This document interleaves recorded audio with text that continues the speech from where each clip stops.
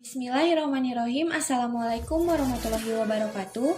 Nama saya Fatihah Laila Yenjao. Pada video kali ini saya akan melakukan pembuktian studi kasus pemodelan dioda berupa simulasi rangkaian elektronika menggunakan LT-Spice. Ketika diberi tegangan baterai, maka akan mengalirkan arus listrik yang disebut forward bias. Namun, ketika kutub positif diubah posisi, maka arus sama dengan 0 karena arus terblok oleh dioda. Disebut reverse bias. Untuk model pertama, dioda sebagai saklar. Ketika dioda kondisi forward bias, maka saklar akan tertutup. Sebaliknya, ketika dioda kondisi reverse bias, maka saklar akan terbuka. Contoh penerapannya yaitu di mana sumber tegangannya 36 volt, resistornya 6 kilo ohm, 3 kilo ohm, dan 1 kilo ohm.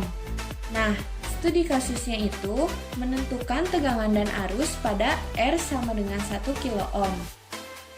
Kemudian digunakan model pertama pada dioda, diselesaikan menggunakan metode Thevenin, didapatkan VTH-nya 12 volt dan RTH-nya 2 kilo ohm. Maka tegangan pada R 1 kilo ohm yaitu 4 volt dan arusnya 4 mA.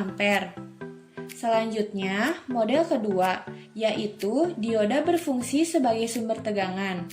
Pada model kedua, saat kondisi forward tegangan 0,7 volt akan mulai mengalir arus pada dioda. Berbeda dengan model pertama yang mengalir arusnya saat 0 volt. Pada rangkaiannya terdapat dua sumber tegangan, yaitu VTH 12 volt dan VDioda 0,7 volt. Sesuai hukum Kirchhoff 2, arus pada R 1 kilo ohm didapatkan 3,7666666 mA dan untuk tegangannya 3,7666666 volt. Yang terakhir, model ketiga, yaitu dioda diubah menjadi sumber tegangan, resistor, dan saklar. Diketahui sumber tegangannya 0,7 volt dan resistornya 0,23 ohm. Didapatkan nilai arus pada R 1 kilo ohm yaitu 3,7663779 mA dan tegangannya 3,7663779 volt. Untuk pembuktian pemodelan dioda ini, kita simulasikan menggunakan LT-Spice. Kita susun komponennya seperti studi kasus yang telah dibuat. Yang pertama yaitu satu buah voltage. Yang kedua yaitu 3 buah resistor. Untuk merotasikannya, diklik Ctrl R.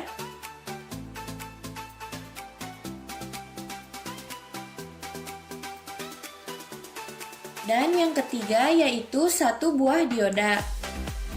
Setelah itu, hubungkan seluruh komponen menggunakan wire.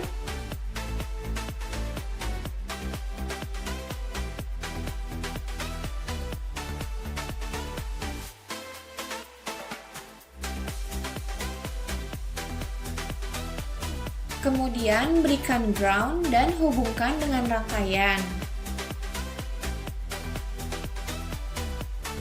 Selanjutnya, sumber tegangan diubah menjadi 36 volt, R1-nya 6 kilo ohm, R2-nya 3 kilo ohm, dan R3-nya 1 kilo ohm.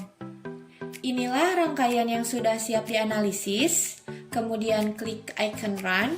Untuk stop time-nya 1 milisecond. Di sini kita akan menentukan terlebih dahulu arus yang mengalir pada R 1 kilo ohm dengan mengklik resistor 3. Maka dapat dilihat arusnya sekitar 3,8 mA. Untuk terlihat lebih jelas, dapat diperbesar terus hingga dapat kita lihat nilai arusnya 3,77019 mA. Kemudian kita tentukan besar tegangannya pada R 1 kilo ohm, dibuatkan terlebih dahulu referensinya. Kemudian tentukan tegangannya, diklik di sini. Supaya terlihat lebih jelas, kita perbesar hingga dapat kita lihat nilai tegangannya sekitar 3,770181 volt. Dapat disimpulkan dari pembuktian dengan rangkaian simulasi ini bahwa model kedua dan model ketiga lebih akurat dibandingkan model pertama. Dan yang paling mendekati hasil data eksperimen adalah model ketiga. Sekian dari saya. Wassalamualaikum warahmatullahi wabarakatuh.